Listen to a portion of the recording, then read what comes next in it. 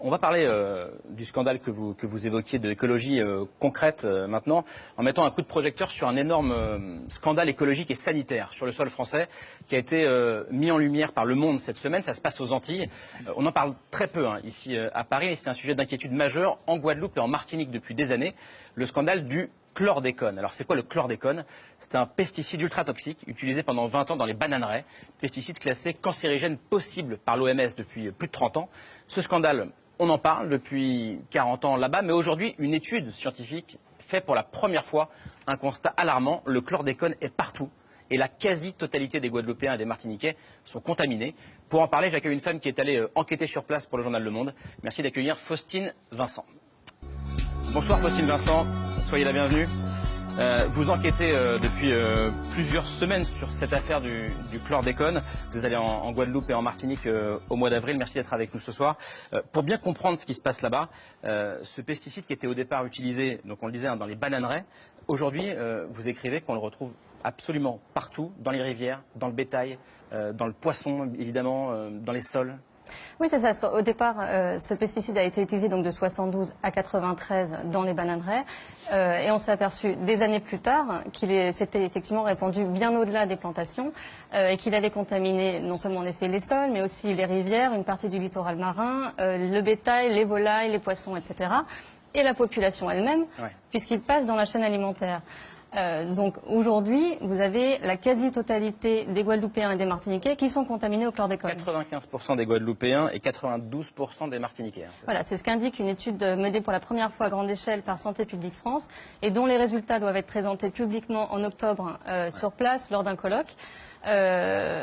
Sachant que cette molécule en fait est très persistante dans l'environnement, donc les sols sont contaminés pour des siècles. Pour 700 ans. Il y en a pour 400 à 700 ans selon la nature des sols, sachant qu'il n'y a aucune solution de dépollution qui existe à l'heure actuelle. Vous parlez d'une bombe à retardement. Qu'est-ce que vous voulez dire par là? Parce que ça veut dire que, en gros, la Guadeloupe, la Martinique sont condamnés Ça veut dire que tant qu'on n'a pas de solution pour dépolluer les sols, il va falloir faire en sorte de protéger un maximum la population à l'exposition du chlordécone, puisque la population se contamine essentiellement par voie alimentaire, et en particulier par des circuits informels, c'est-à-dire l'autoproduction quand on cultive dans son jardin, les bords de route, les petits marchés, etc. Donc ça échappe à tout contrôle, et c'est très prisé par les habitants, en particulier les plus pauvres, qui n'ont pas les moyens forcément d'aller en supermarché pour acheter leurs produits. Alors c'est très difficile d'établir le lien entre cancer de la prostate et chlordécone. En tout cas, il n'a pas... Sur le double de la métropole. Hein, voilà, mais c'est ce que j'allais dire. Mais la Martinique détient le triste record du monde, de nouveaux cas par an sur l'île. C'est ça. Ils ont le record du monde dans la matière. Et 500 nouveaux cas par an. Et plus de 500 nouveaux cas par an. Et c'est aussi le cas en Guadeloupe. Ils en ont aussi plus de 500. Et sur les deux îles, les cas de cancer sont 2 fois plus importants et 2 fois plus graves qu'en métropole. Alors effectivement, il y a aussi des prédispositions génétiques qui font que le lien n'est pas formellement établi entre le cancer de la prostate et le chlordécone. Mais il y a une étude qui a été menée en 2010 qui montrait que l'exposition au chlordécone aggravait le risque de développer un cancer de la prostate. On parle de scandale d'État. Racontez-nous pourquoi on parle de scandale d'État. À qui la faute dans cette affaire? Alors, en fait, il faut... Est-ce que l'État français, le gouvernement français est responsable? Alors, l'État français a ses responsabilités dans la mesure où il a prêté une oreille très attentive au lobby bananier, qui était extrêmement puissant et qui sont toujours puissants, et avec lesquels ils avaient des relations extrêmement étroites, voire parfois personnelles. Pour comprendre justement les responsabilités de chacun, il faut venir à la genèse de cette histoire. Donc, c'était en 72, puisque c'est à ce moment-là que la commission des toxiques, qui dépend du ministère de l'Agriculture, reçoit une première demande d'homologation du produit. Pardon, pas la première justement, mais elle accepte, voilà, une deuxième, elle accepte cette demande, alors qu'elle l'avait refusée 3 ans plus tôt à cause de la toxicité de la molécule et du risque de persistance dans l'environnement. En 81, il y a une nouvelle demande d'autorisation, elle est de nouveau acceptée, alors qu'entre-temps, les preuves se sont accumulées sur la toxicité. Et entre-temps, les Américains l'ont interdit. Voilà. Entre-temps, il y a eu effectivement un très grave accident dans une usine qui fabriquait du chlordécone, où les ouvriers avaient été exposés à des doses très importantes et avaient développé des troubles neurologiques, testiculaires très graves, qui avaient conduit les États-Unis à fermer l'usine et à bannir le chlordécone. Mais nous, on continue jusqu'en 90. Mais nous, on continue jusqu'en 90, mais juste avant quand même. Donc l'OMS le classifie comme cancérogène possible en 79. Nous, on l'accorde une deuxième fois en 81. Et on ne l'arrête qu'en 90, sauf aux Antilles, où, à la demande des lobbies bananiers, les ministres de l'Agriculture de l'époque, qui sont Louis Mermaz et Jean-Pierre Soisson, vont octroyer 2 dérogations supplémentaires pour utiliser le produit jusqu'en septembre 93. Ce qui interroge pas mal sur place, puisqu'on se demande pourquoi une telle différence de traitement, pourquoi on a autorisé là-bas ce qu'on a interdit ici, et qui alimente les accusations de néocolonialisme qui se sont greffées sur ce dossier. C'est vrai que c'est un parfum colonial.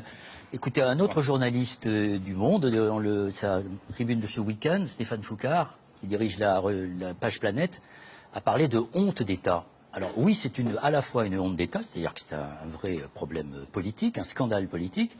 C'est aussi un scandale sanitaire, mais c'est ce que nous appelons dans notre jargon d'écologiste un crime écologique qui a valeur de ce qu'on appelle un écocide, c'est-à-dire qu'il s'attaque à la fois à l'environnement et à la santé publique et qu'il faut rechercher des responsabilités pénales. C'est ce que font un certain nombre de juristes internationaux, notamment ceux qui s'étaient réunis au tribunal Monsanto. Et c'est vrai que tout cela a quand même un sacré parfum colonial parce que, comme c'est très bien raconté dans le reportage de Madame Vincent, cette dérogation, elle a été accordée à des grands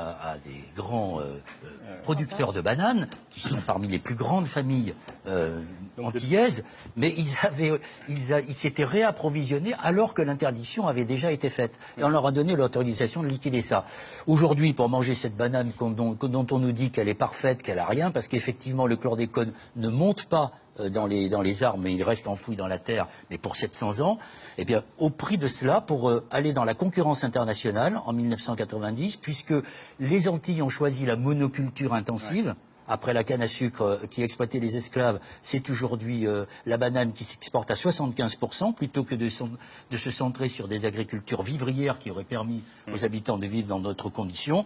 Eh bien, pour vendre ça à l'étranger, on a empoisonné 95% de la population de Guadeloupe et de Martinique. Ça me fait penser d'ailleurs à cette phrase d'Aimé Césaire dans son discours sur le colonialisme.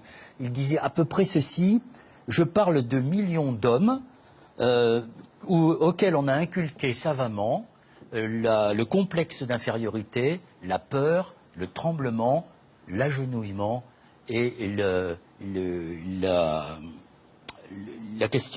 l'agenouillement et le désespoir. Eh bien, je pense qu'aujourd'hui, ces gens doivent se réveiller. Et le problème, c'est qu'on n'arrivera pas à indemniser toutes ces victimes si on n'établit pas un lien de causalité. C'est contre ça que lutte la justice, évidemment. Mais le côté colonial, il s'explique aussi par d'autres éléments. Effectivement, de différences de traitement, de néocolonialisme. On va regarder une carte de scandales écologiques massifs qui concernent la France d'hier et d'aujourd'hui. Alors, sur cette carte, on va voir d'abord, parce qu'on en parle en ce moment, le chlordécone aux Antilles françaises, un problème d'hier mais qui a des conséquences aujourd'hui et demain. Moins loin, dans le temps et géographiquement, en Guyane, il y a un projet aujourd'hui énorme, et je sais que les écolos sont contre à fond, la montagne d'or. C'est à peu près un trou béant qui va engloutir 32 stades de France pour exploiter l'or avec des conséquences écologiques majeures. On part un peu plus loin dans le temps. En Polynésie, 193 essais dans le Pacifique entre 1966 et 1996. Et puis avant cela, on avait commencé les essais, non pas en Polynésie, mais dans des colonies françaises, dans le désert du Sahara, à Regan, en Algérie. Et puis on pourrait aller dans l'ensemble de l'Afrique subsaharienne. On voit effectivement, quand on regarde cette carte, qu'on est quand même assez loin de la métropole, comme s'il y avait effectivement ce que vous évoquiez, à savoir des traitements différenciés en fonction de la distance parcourue par rapport à Paris. Les choses un peu sales, on les fait loin de la métropole. Visiblement, mais elle est très anxiogène, votre émission.